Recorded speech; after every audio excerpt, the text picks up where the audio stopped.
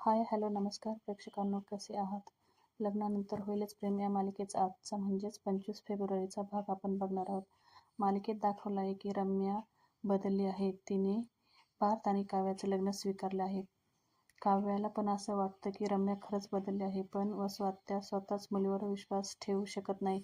प्रेक्षकांनो, चॅनलवर नवीन असाल तर प्लीज सबस्क्राईब करा, बेल आयकॉन प्रेस करा, म्हणजे उद्या येणाऱ्या व्हिडिओचे नोटिफिकेशन सगळ्यात आधी तुम्हाला मिळेल. चला आपण बघूया मालिकेत आज काय झालं. आपण काल बघितलं असतं की रम्या साड्या बघत असते आणि 1-2 साड्या चोरून घेऊन तिच्या रूममध्ये गेलेली असते. ती तिच्या रूममध्ये आरशासमोर उभी राहून साड्या अंगावर टाकून बघत असते. तेवढ्यात तेथे वसू आत्या येतात. खरं तर रम्या काव्याने रिजेक्ट केलेली साडी घेऊन आलेली असते आणि ते वसू आत्यांनी बघितलेलं असतं की काव्याने रिजेक्ट केलेली साडी रम्याने आणली आहे. रम्या तिच्या अंगावर साडी टाकत असते तेव्हा वसू आत्या रम्याला म्हणत असतात, अगं ही साडी तर काव्याने रिजेक्ट केली होती ना, ती तू का आणली आहे? रम्या म्हणते, अगं पण ही साडी पार्थने सिलेक्ट केली होती ना, काव्याने केली असेल रिजेक्ट म्हणून तर मी उचलली ना. रम्या इथे इमोशनल होते आणि म्हणते, अगं आई, लहानपणापासून आम्ही दोघे एकत्र लहानाचे मोठे झालो. त्याने ताटात ठेवलेलं उष्ट अन्नसुद्धा मी खाल्लं आहे ना. मग तूच सांग ना, त्याने ही साडी चूज केली होती, ही मी कशी सोडणार? प्रेक्षकांनो, रम्या इथे तिच्या आईला विचारते, आई सांग ना गं, मी कशी दिसते? छान दिसते ना? ही साडी माझ्यावरती छान दिसते ना? वसू आत्या म्हणतात, अगं रम्या, तुला साडी खूपच छान दिसत आहे आणि रंग तर इतका खुलून दिसत आहे ना. रम्या इथे तिच्या आईला म्हणते, अगं आई, मी ना अजून एक साडी आणली आहे, तुला ती बघायची का? तुला माहिती आहे ती साडी माझ्यावर खूप छान दिसेल. थांब, मी तुला ती दाखवतेच. वसू आत्या म्हणतात, आणखीन एक साडी? रम्या म्हणते, अगं थांब, मी तुला ती दाखवते. ती साडी तुला खूप आवडेल. आणि रम्या साडी घेऊन येते. प्रेक्षकांनो, इथे रम्या एक व्हाईट कलरची साडी घेऊन येते आणि तिच्या आईला दाखवते. तिची आई म्हणते, अगं व्हाईट साडी, ती कशाला हवी आहे तुला लग्नात? रम्या मात्र ती साडी अंगावर टाकून खूप खुश होते आणि आईला विचारते, कशी दिसते बघ ना, छान दिसते ना? वसू आत्या विचारतात ना, अगं पांढरी साडी तू कशासाठी घेतली आहेस? तर रम्या म्हणते, अगं आई, असलेली बरी. अगं आपल्या घरात लग्न सोहळा सुरू आहे, कार्य सुरू आहे ना, कधीही ह्या साडीची गरज पडू शकते ना. प्रेक्षकांना वसू आत्याला रम्याला विचारत असतात, अगं लग्नात कोण पांढरी साडी घालतं आणि तुला कशाला हवी आहे पांढरी साडी? वसू आत्या रम्याला म्हणतात, तुला माहिती नाही का पांढरी साडी आपण केव्हा घालतो? तर रम्या वसू आत्यांना तोंडावर बोट ठेवून शांत राहा असा इशारा करते.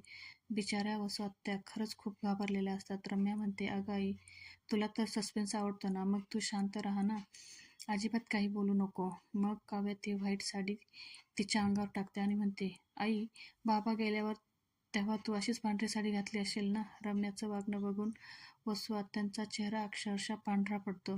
मग रम्या म्हणते, अगं आई, काय झालं तुझ्या चेहऱ्याला? एवढा पांढरा का पडलाय? तू का घाबरते? ही साडी तुझ्यासाठी नाही, माझ्यासाठी आहे आणि ती साडी मलाच छान दिसत आहे. वसू आत्या रम्याला विचारत असतात, अगं मी तुझी आई आहे ना, मग तुझ्या मनात काय चाललं आहे ते मला सांग ना. तू का अशी वागत आहेस? तू लग्नात काही गोंधळ घालणार नाही ना? खरं तर रम्याच्या डोक्यात काय चाललं आहे काहीच कळायला मार्ग नाही. ती फक्त अशी सस्पेन्स वाढवत आहे. वसू आत्या विचारतात, सांग ना बाळा, तू काही लग्नात करणार तर नाही ना? रम्या येथे फक्त हसते. वसू आत्यांना काहीच समजत नाही की काय करायचं. रम्या स्वतःला आरशात बघते. अंगावर पांढरी साडी टाकलेली असते आणि म्हणत असते, लग्नानंतर होईलच प्रेम. पुढे दाखवतात की काव्या नंदिनी मंदिरासमोर देवासमोर उभ्या असतात. देवाला नमस्कार करतात. नंदिनी काव्याला म्हणत असते, काव्या, अगं आपला बस्ता सुद्धा झाला. काव्या म्हणते, हो ग ताई, तुला असं नाही वाटत का पहिल्यापेक्षा आता छान मजा आली? नंदिनी काव्याला म्हणत असते, हो, कारण मागच्या वेळेस माझ्या एकटीचा बस्ता होता ना, आता आपल्या दोघींचा पण आहे. काव्या म्हणते, अगं ते सगळं तर आहेच, पण यात आपले अहो आपल्याला इशारा करून साड्या निवडायला मदत करत होते ना, त्यामुळे आपला बस्ता यादगार होणारच होता. इथे ना प्रेक्षकांना काव्या आणि नंदिनी एकमेकांना मिठी मारत असतात आणि बरोबर त्यांच्या मागे रम्या येऊन उभी राहते. ह्या दोघी तिला बघून खूप घाबरतात. रम्या म्हणते, अगं काय झालं, तुम्ही अशा का घाबरला? या दोघी तिच्याकडे बघत असतात. मग रम्या म्हणते, अशा का बघत आहेस तुम्ही माझ्याकडे? नंदिनी म्हणते, अगं तू अशी आमच्या मागे का येऊन उभी राहिलीस? रम्या म्हणते, सॉरी, काय झालं ना, मला तुमच्याशी थोडंसं बोलायचं होतं, पण तुम्ही दोघी बोलत होता ना, म्हणून मी जरा लांबूनच तुम्हाला बघत होते. झालं का तुमचं बोलणं? नाही म्हणजे मला पण बोलायचं होतं तुमच्याबरोबर. नंदिनी म्हणते, अगं बोल ना रम्या. रम्या म्हणत असते की आपल्या कार्यक्रमामधला फक्त एकच इव्हेंट झाला आहे, तरी तुमच्या चेहऱ्यावर बघा ना किती थकवा आला आहे. नाही म्हणजे तसा प्रेमाचा रंग तर चढला आहे तुमच्या चेहऱ्यावर, पण तुम्हाला असं नाही वाटत का तुम्ही नवऱ्या होणार आहात ना? मग नवऱ्या मुलीच्या चेहऱ्यावर असा ग्लो यायला पाहिजे ना, तो अजिबात तुमच्या चेहऱ्यावर दिसत नाही. म्हणूनच मला एक आयडिया सुचली आहे. माझ्याकडे ना एक छान फेस पॅक आहे, म्हणजे बाहेरून आणलेला फेस पॅक पेक्षा एकदम भारी फेस पॅक. तो फेस पॅक तुमच्या चेहऱ्यावर लावल्यावर तो ना तुमचा चेहरा इतका चमकेल ना, तुम्ही तुम्ही चला बरं माझ्याबरोबर. मी तुम्हाला तो लावून देते. मग तुम्ही ना अर्धा तास मस्त झोपून राहा आणि मग काय ग्लो आलेला असेल तुमच्या चेहऱ्यावर. आणि हो, तो ग्लो ना लग्न होईपर्यंत जसाच्या तसा राहील बरं का. खरं तर काव्य आणि नंदिनी म्हणत असतात, अगं आत्ता नको, आत्ता आम्हाला दुसरी कामं आहेत. पण इथे रम्या त्या दोघींचं काहीच ऐकून घेत नाही आणि त्यांना रूममध्ये घेऊन जाते. प्रेक्षकांना आपण पुढे बघतो की रम्या त्या दोघींना तिच्या रूममध्ये घेऊन जाते. त्यांना मस्त फेस पॅक लावून देते. डोळ्यावर काकडी ठेवलेली असते आणि अधूनमधून त्यांची काळजी घेतल्यासारखं पण करते. नंदिनीला विचारते, अगं नंदिनी तुला चुरचूर होत नाही ना गं? नंदिनी रम्याला म्हणते, नाही गं, खूप छान आहे, थंड वाटत आहे. इथे रम्या त्यांना सांगत असते की हा फेस पॅक लावल्याने आपल्या चेहऱ्यावरची सूज कमी होते आणि तो लावल्याने तुम्हाला थोडासा आराम पण मिळेल. रम्या त्यांना म्हणत असते की जेव्हा तुम्ही उठाल ना, तेव्हा बघाल तर तुमचा चेहरा तुम्हाला स्वतःला सुद्धा ओळखायला येणार नाही. नंदिनी म्हणते, अगं काय प्लॅस्टिक सर्जरी केल्यासारखं दिसणार का? काव्या रम्याचे आभार मानते आणि म्हणते, थँक्यू हा रम्या, मस्त पॅक आहे हा आणि याचा सुगंध तर खूपच छान आहे. रम्या म्हणते, तुम्हाला आवडला ना? मग आता तुम्ही अर्धा तास शांत पडून राहा. त्यानंतरच तुम्हाला रम्याची जादू दिसेल. तेथे वसू आत्या आलेल्या असतात. त्या रम्याचं सगळं बोलणं ऐकत असतात. रम्या कसं वागत आहे तेही बघत असतात. वसू आत्या रम्याला म्हणतात, जादू की तू काळी जादू केली आहे. तू असं काय फेस पॅक्स लावला आहे त्यांना? तू त्या लेपमध्ये काही मिसळ आहे का? रम्या, तू लेप आत्ताच्या आत्ता काढून टाक, नाहीतर या लेपवरून घरात महाभारत होईल. आणि तू हे काय करत आहे? एवढं उघड उघड अशी का वागत आहे? रम्या येथे बसवत त्यांना पुन्हा घाबरवते आणि म्हणते, तुझ्या पण चेहऱ्याला लावून देऊ का फेस पॅक? प्रेक्षकांनो, इथे बसवत त्या काव्य आणि नंदिनी जवळ जाऊन त्यांच्या चेहऱ्याकडे बघत असतात आणि तिथून घाईघाई निघून जातात. दुसऱ्या सीनमध्ये दाखवतात की मालिनी तिच्या मैत्रिणींना लग्नाचं आमंत्रण देत असते आणि म्हणत असते की हो, माझ्या मुलांची लग्न झालेली आहे, त्यांचीच पुन्हा लग्न होणार आहे, पण यात ना सिक्रेट आहे आणि ते तुम्हाला लग्नातच कळेल, त्यामुळे तुम्ही लवकर या. अहो, मेहंदीचा कार्यक्रम आहे ना, तेवढीच मजा धमाल करूया. आणि हो, तुमच्या सुनांना पण घेऊन या बरं का. लिस्ट करत असताना कोण कोणाचं राहिले आमंत्रण हे बघत असतात. पत्रिका यायची बाकी आहे असंही आपलं तिच्या स्वतःबरोबर बोलणं चालू असतं. तेवढ्यात तिथे जीवा आणि पार्थ येतात आणि त्यांची आईबरोबर मस्ती चालू होते. मालिनी म्हणते, अरे वेड्यांनो, काय आहे तुमच्या मनात? काय चाललं आहे तुमचं? जीवा तिच्या आईला म्हणत असतो, अगं आई, मला ना तुला अशी कडकडून मिठी मारावीशी वाटत आहे. माझी आई एकटीच काम करत आहे ना, तिला कोणीच मदत करत नाही. मालिनी म्हणते, काय? आज माझं एवढं कौतुक चाललंय आणि एवढं प्रेम आलं आहे माझ्यावर? जेव्हा म्हणतो, अगं आई, तू प्रेम करतेस आमच्यावर, आई म्हणून आणि सासू म्हणून. तू सांग बरं, कोण करतं एवढं? मालिनी त्यांना विचारत असते, तुमचं काय चाललंय हे मध्येच? पार्थ म्हणतो, अगं आई, हे मध्येच नाही, तू सासू म्हणून किती समजदार आहेस, गोड आहेस, सगळं तूच करते बघ ना. आता तू सगळ्यांना प्रेमाने इन्व्हिटेशन दिलं, तू एवढी चांगली का आहेस? सांग ना. मालिनी म्हणते, मग मी आता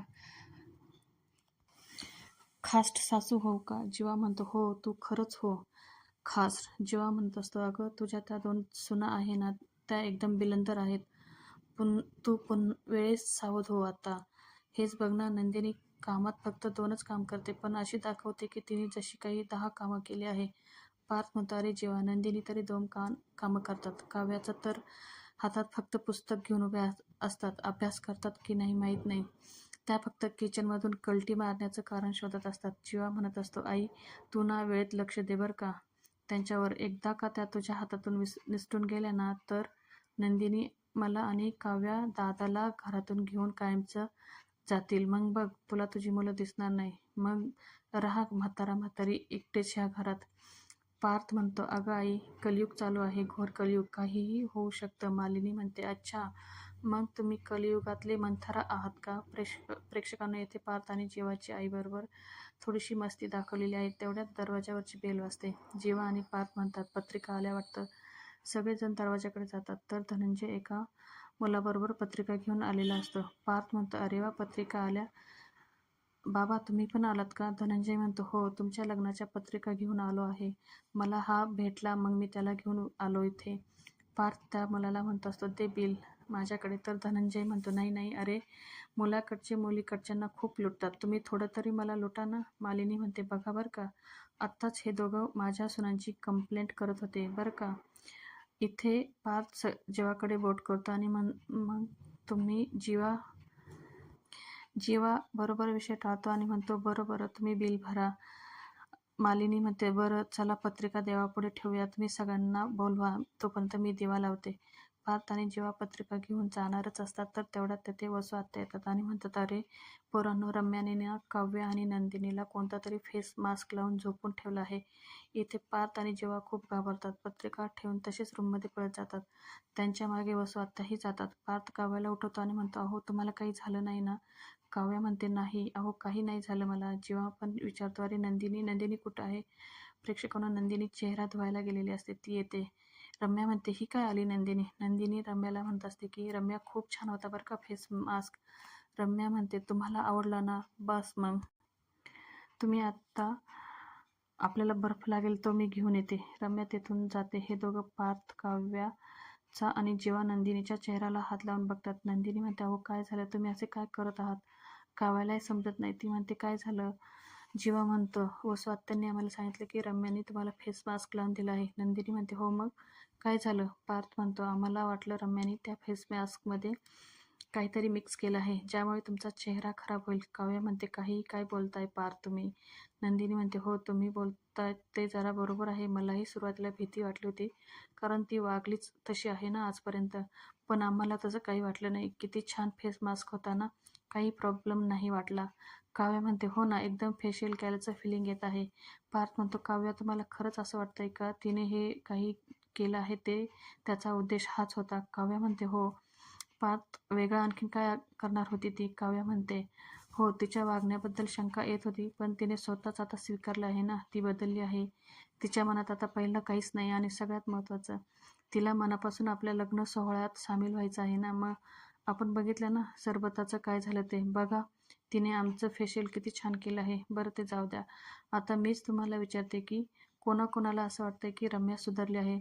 खरं तर इथे पार्थ, जीवा आणि नंदिनी काहीच बोलत नाही. फक्त काव्याच म्हणत असते की मला असं वाटतंय की रम्या सुधारली आहे. प्रेक्षकांना रम्याचा प्लॅन सक्सेस होताना दिसतोय.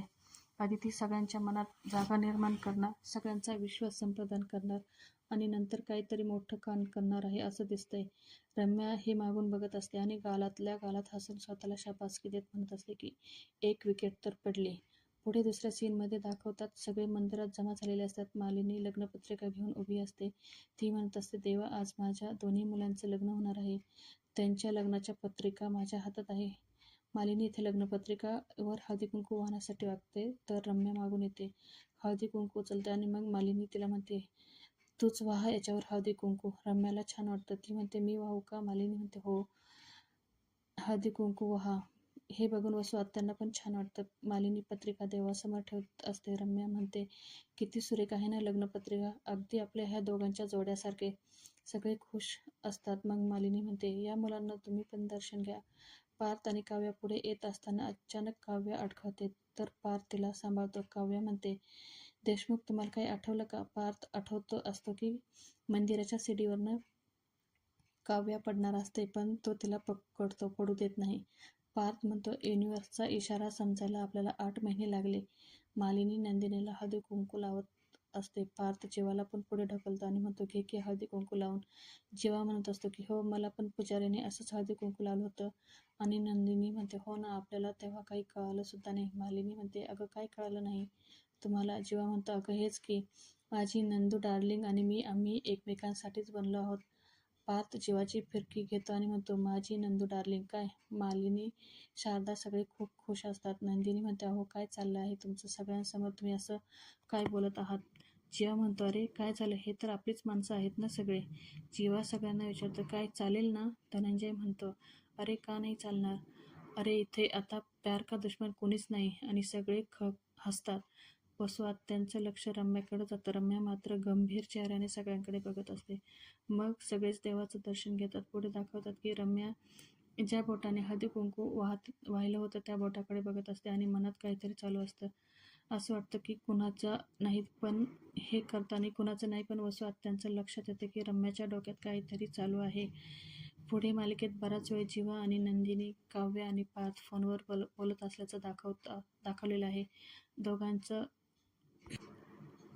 चौघांचं जीवन नंदिनीला म्हणत असते, तू त्या साडीत छान दिसशील, मग तुमच्या हातावर मेहंदी काढायची, असं सगळं बोलताना दाखवलं आहे. पुढं दाखवतात की काव्य पार्थकडे किस मागत असते आणि जीवा नंदिनीकडे. आणि तेथे शारदा येते आणि म्हणते, अगं तुम्ही झोपला नाही का? सकाळी आपल्याला हॉलवर जायचं आहे, नाहीतर आपल्या आधी देशमुख तिथे पोहोचतील. तुम्ही अजून झोपला का नाहीत? उद्या मेहंदी आहे, हळद आहे, झोपा ना. आता काव्या नंदिनीला म्हणते, मी सांगत होते आई तिला, पण ती माझं काही ऐकतच नाही. काव्या म्हणते, अगं आई, ही नंदिनी ताईच तिचं आणि जीवाचं चाललं होतं, भरभर बोलत होते एकमेकांसोबत. काव्या म्हणते, मी सांगितलं होतं नंदिनी ताईला की मला नाही ऐकायचं हे सगळं, तरी पण काही ऐकत नव्हते. शारदा म्हणते, नंदिनी अगं ही वेळ आहे का? नंदिनी म्हणते, अगं आई काहीही बोलते, असं काहीच नव्हतं. शारदा म्हणते, बरं ठीक आहे, चला आता झोपा तुम्ही, बडबड करत बसू नका. काव्या नंदिनीला चिडवत असते. म्हणते, आवाज काढून किस देत होतीस काय? नंदिनी काव्याचा किस घेते आणि दोघे हसतात आणि झोपतात. आजचा भाग इथेच संपतो. उद्या आपण बघणार आहोत की नंदिनी देवापुढे हात जोडून उभी असते आणि म्हणत असते, माझ्या आणि काव्याच्या हातावरची मेहंदी सुरेख रंगू दे. काव्या म्हणते, अगं फक्त मेहंदीच नाही, पुढं तर आपलं अख्खं आयुष्य प्रेमाच्या रंगाने रंगून जाईल. पुढे रम्याचा सीन दाखवलेला असतो. रम्या म्हणत असते, देशमुखां यांच्या आनंदावर हलकीशी फुंकर मारणार आहे. पुढं दाखवलेलं असतं जीवा आणि नंदिनी, काव्य आणि पार्थ यांचे प्री वेडिंग शूटिंग दाखवलेलं आहे. आजचा भाग कसा वाटला कमेंट करून नक्की सांगा. तोपर्यंत स्वस्त रहा, मस्त रहा. मराठी मालिका एन्जॉय करा. धन्यवाद.